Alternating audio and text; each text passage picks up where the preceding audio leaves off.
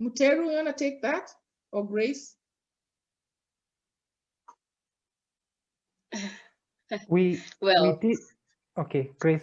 No, go ahead, Mr. Muteru. Go ahead.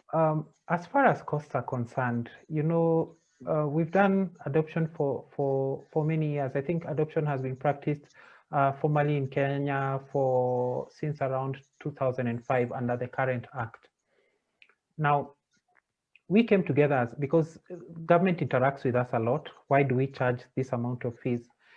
And the actual cost of processing one adoption, yours, even as you see it, takes about 70,000 shillings, slightly short of 70,000 shillings, in terms of paperwork, in terms of maintaining an office, in terms of maintaining office equipment, in terms of transport to the different parts of the country.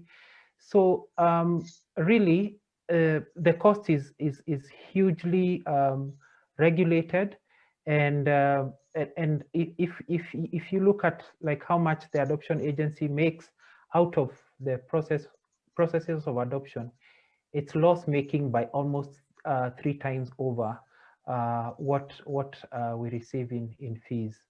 So I know a lot of people. Okay, now I must say it from the other side.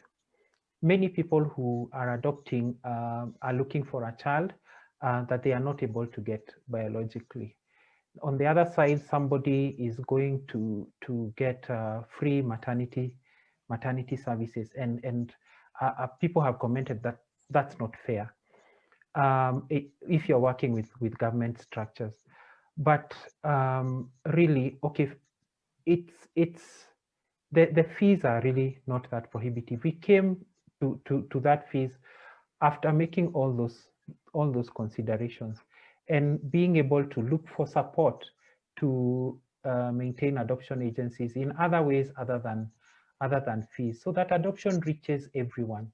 I do not know anyone who cannot put together the 12,500 that Grace talked about. So maybe Grace, you can add a comment about fees. Yes, and the other thing is that this was regulated, when was that? In 2005, Muteru?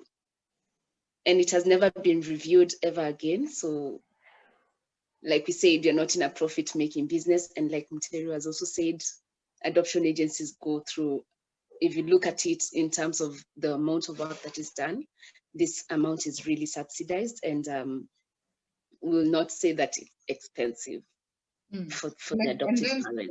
And they need to also remember that 12,000 is also shared between the adoption agency and the children's home. So you're not coming to a children's home to pay more money. And if you're asked to do that, that is not the legal way. So again, we really want to emphasize there should be really two main costs you'll be looking at: the cost to the adoption society and then to your lawyer later on. And we'll be dealing with those legal fees later in another session when we are joined by our lawyers. Okay.